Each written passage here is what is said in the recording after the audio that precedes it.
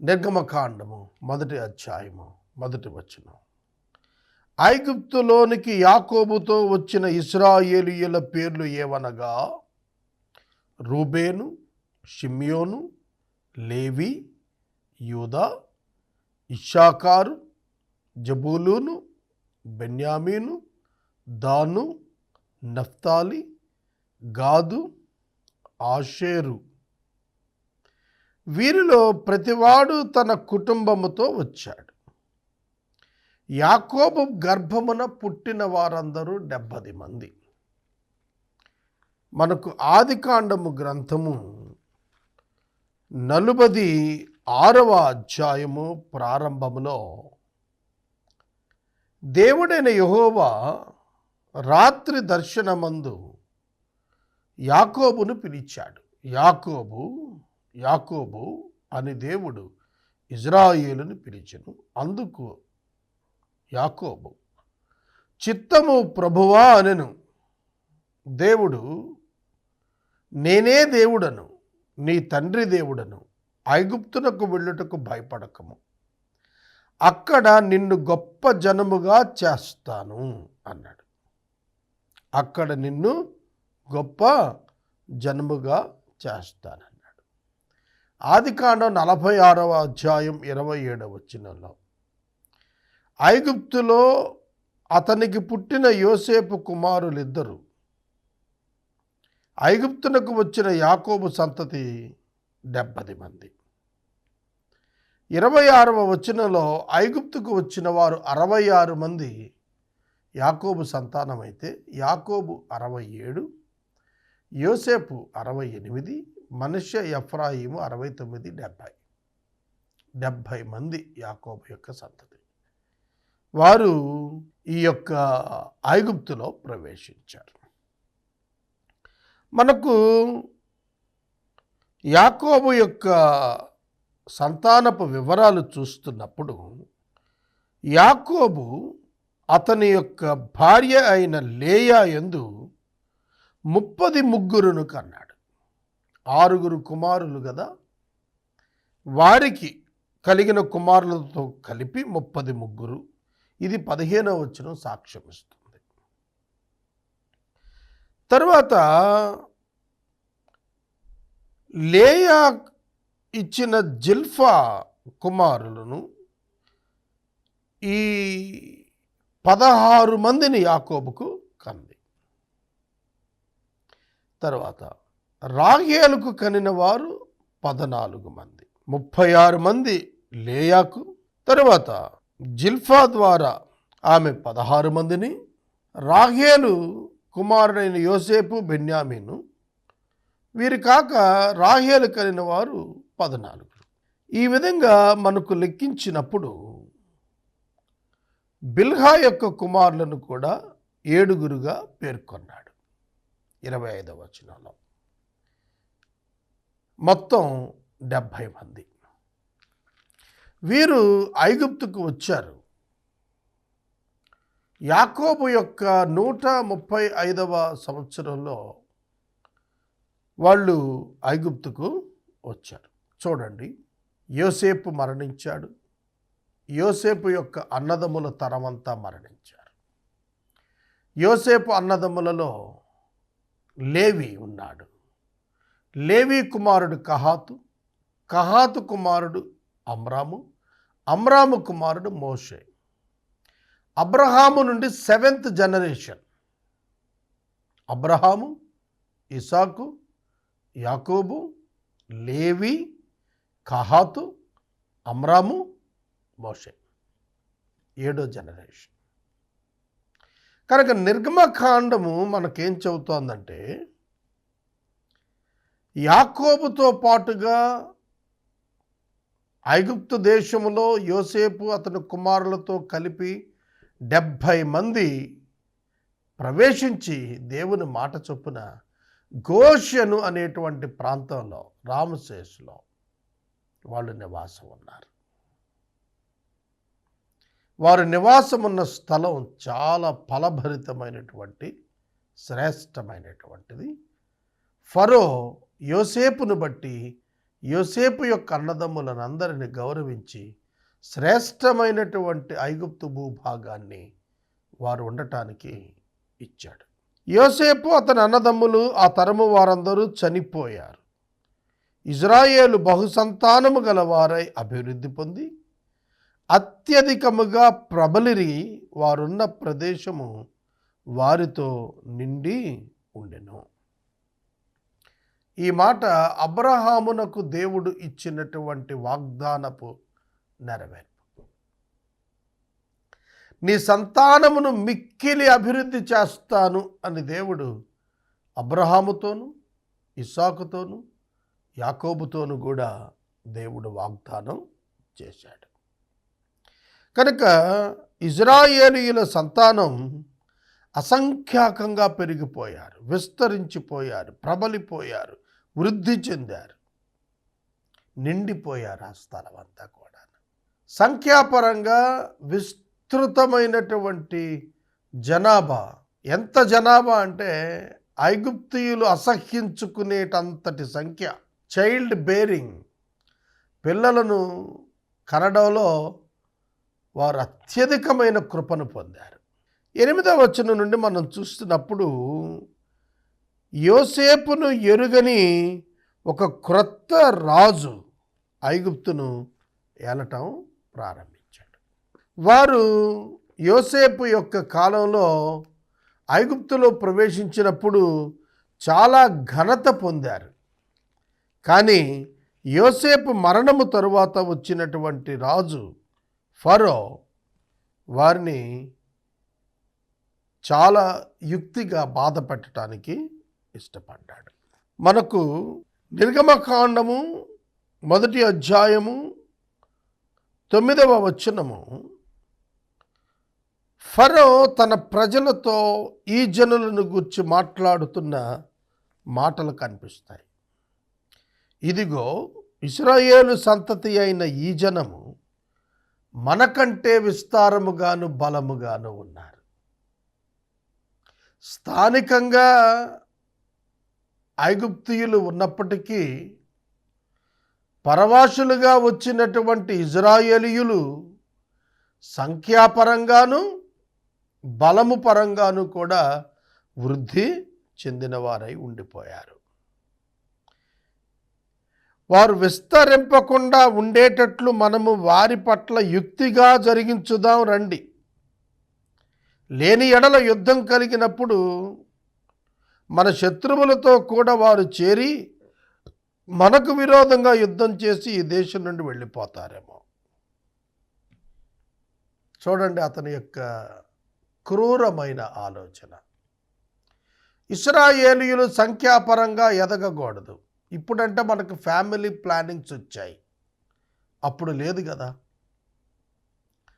Family planning operations చేయించుకుని సంతానోత్పత్తిని నిరోధించుకుంటున్నారు ఇవాళ దంపతులు. మరి 6 దినాలలో ఫ్యామిలీ ప్లానింగ్ ఆపరేషన్స్ లేవు. ఉన్నది ఒక్కటే మార్గం, మగపిల్లలు పుడితే చంపేసేయటం. తద్వారా వాళ్ళు స్త్రీలే జనాభా ఉంటారు కానీ పురుషులు ఉండరు. ఆ విధం చేత జనాభా వృద్ధిని అడ్డుకోవచ్చనే ఆలోచన చేశాడు. వారిని శ్రమ పెట్టుటకు, వెట్టి పనులు చేయించుటకు, భారము వారి మీద మోపుటకు అధికారులను వారి మీద నియమించి ఫరో కొరకు ధాన్యాదులను నిల్వ చేయు పీతోము, రామసేసు అనే పట్టణాలను కట్టించారు. క్రీస్తు పూర్వము 1290లో పీతోమును, క్రీస్తు పూర్వం 1446లో రామసేసు పట్టణాన్ని వీళ్ళు కట్టారు. ఈ అసంఖ్యాక ఇశ్రాయేలు జనాంగాన్ని దాస్యములోనికి తీసుకున్నాడు. అధికారులను వారిపైన నియమించాడు. స్వేచ్ఛ లేని వారిగా చేశాడు. అంతేకాదు వెట్టి పనులు చేసేటట్లు చేశాడు. కనుక ఐగుప్తీయులు ఇజ్రాయేలీలను శ్రమ పెట్టడం ఎక్కువైన కొలది ఇశ్రాయేలీయుల సంఖ్య విస్తరించడం అధికమైపోయింది. కాబట్టి ఇశ్రాయేలీయుల ఎడల ఐగుప్తీయులు అసహ్యపడ్డారు.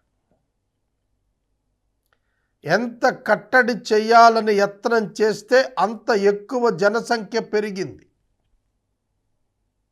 దేవుని పిల్లలను ఎవరైనా అణిచివేయాలని చూస్తే వారి సంఖ్య పెరుగుతుందే కానీ తగ్గదు.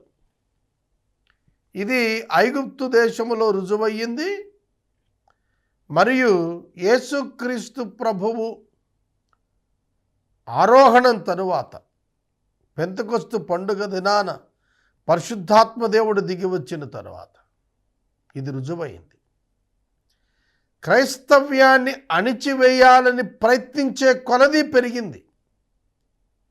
ఇజ్రాయేలీయులను అణిచివేయాలి అని ప్రయత్నించే కొలది వారు ప్రబలారు, విస్తరించారు. దేవుని పిల్లలను ఎవడు నశింపచేయలేడు.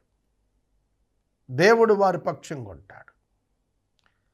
వారిని అద్భుతమైన విధానములో మానవ తలంపుల కంటే భిన్నంగా వృద్ధిలోకి తీసుకొస్తాడు.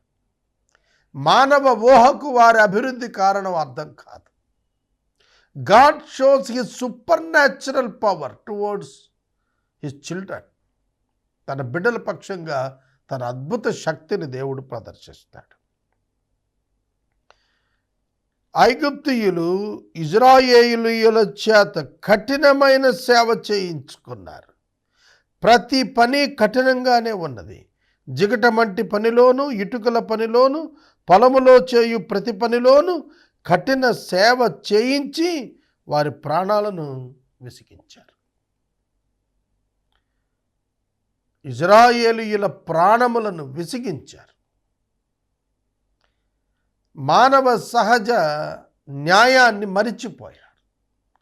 హ్యూమన్ రైట్స్ లేని పరిస్థితి వచ్చేసింది. బానిసత్వంలో మగ్గిపోతున్నారు.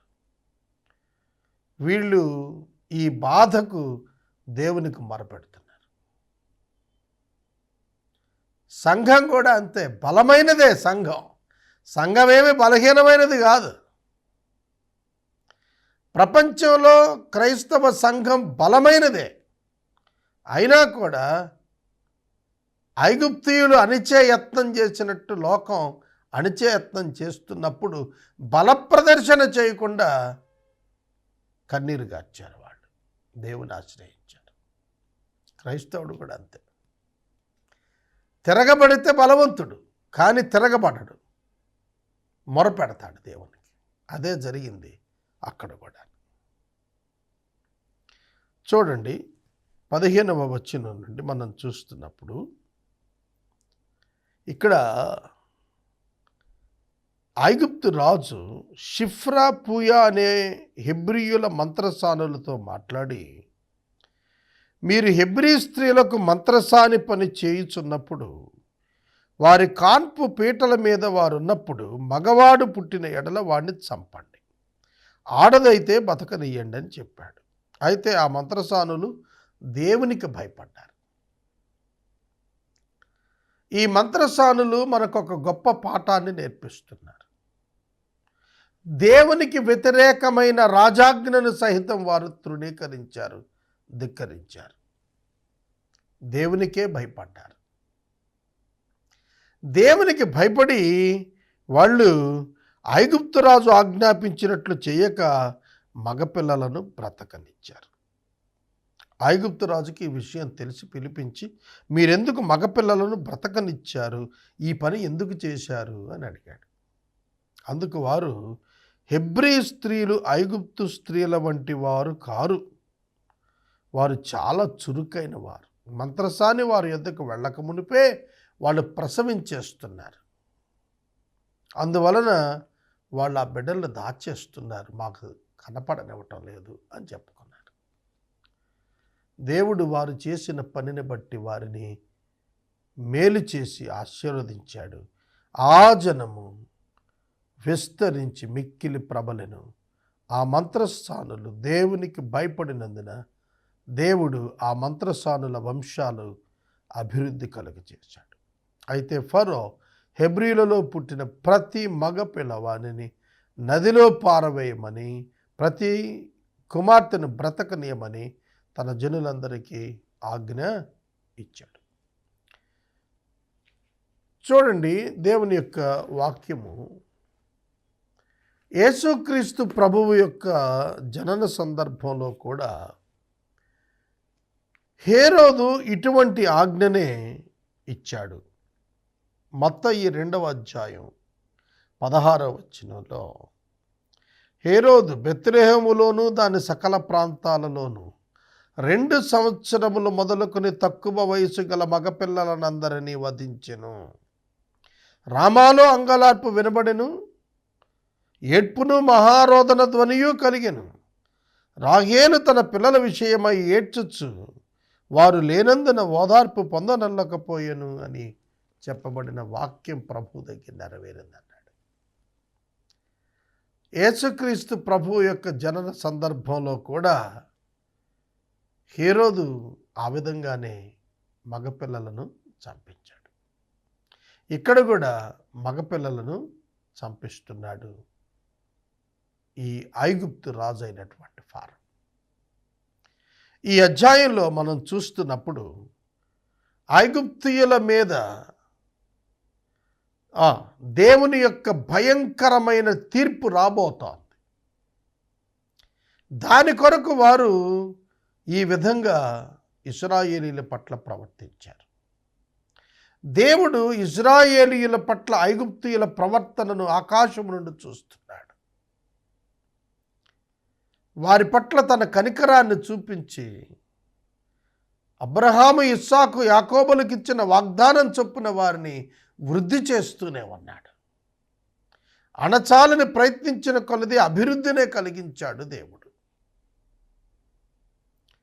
కనుక మొదటి అధ్యాయం అంతా కూడా మనకేం చెబుతోందంటే, రాకుమారుల వలె ఐగుప్తుకు వెళ్ళినటువంటి యాకోబు సంతతి 70 మంది దీనాతి దీనావస్థలో దాసులుగా మార్చబడ్డారు. ఇదంతా లేఖనము నెరవేరేటట్లుగా జరుగుతోంది. ఆదికాండము గ్రంథం 15వ అధ్యాయంలో దేవుడైన యెహోవా అబ్రహాముతో చెప్పినటువంటి మాట, అబ్రహాము ప్రత్యేకంగా ఈ దర్శనాన్ని కలలో చూచాడు. గాఢ నిద్ర కలిగినప్పుడు అతడు ఈ దర్శనాన్ని చూచాడు. 13-14 వచనాల్లో, భయంకరమైన చీకటి కమ్మింది, అబ్రహామునకు గాఢ నిద్ర పట్టింది. నీ సంతతి వారు తమది కాని పరదేశమందు నివసించి ఆ దేశపు వారికి దాసులుగా ఉంటారు. వారు 400 ఏండ్లు వీరిని శ్రమ పెడతారు. వీరు ఎవరికి దాసులు అవుతారో ఆ జనమునకు నేనే తీర్పు తీరుస్తాను. ఆ తరువాత వారు మిక్కిరి ఆస్తితో బయలుదేరి వస్తారు. నీ 4వ తరము వారు ఇక్కడికి మరలా వస్తారని నిశ్చయంగా తెలుసుకో అని అబ్రహాముతో చెప్పెను. ఆదికాండము గ్రంథంలో మనకు యోసేపు, అబ్రహాము, ఇస్సాకు, యాకోబు, యోసేపు. యోసేపు యొక్క సహోదరుడు లేవి మళ్ళా తిరిగి వస్తారు ఇక్కడికి. ఆదికాండం తర్వాత మళ్ళీ 4వ తరం లేవి, కహాతు, అమ్రాము, మోషే. ఆ తరం వాళ్ళు మళ్ళా తిరిగి వస్తారు కనానికి. అది ప్రభువు ఆనాడే అబ్రహామునకు బయలుపరిచాడు. కనుక మొదటి అధ్యాయంలో దేవుడు తన ప్రణాళిక చొప్పున వారిని చెరలో ఉంచి వారికి రక్షణ, రక్షకుని యొక్క ఆవశ్యకత, ఆనందము, స్వేచ్ఛ యొక్క ప్రాముఖ్యత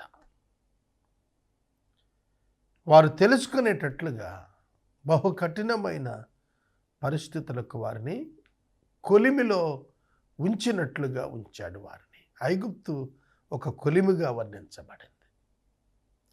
కొలిమి కాలుతుంటుంది, వేడిమితో ఉంటుంది. అట్లాంటి పరిస్థితుల మధ్య వారు దేవునికి మొరపెడుతూ ఉన్నటువంటి వారుగా కనిపిస్తారు. ఆ నేపథ్యంలోనే 2వ అధ్యాయంలో మోషే యొక్క జననం సంభవించింది. మోషేను దేవుడు ఏ విధంగా పరిరక్షించాడు, యేసుక్రీస్తు ప్రభువును దేవుడు ఏ విధంగా ఐగుప్తునకు పంపి సంరక్షించాడో రక్షకుడైన ప్రభువును, మోషే కూడా ఐగుప్తు నుంచే, బాల్యములో ఐగుప్తు నుంచే వచ్చాడు.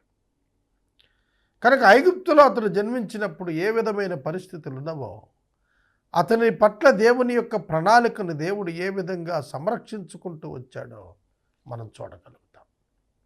మొదటి అధ్యాయం ముగించాం.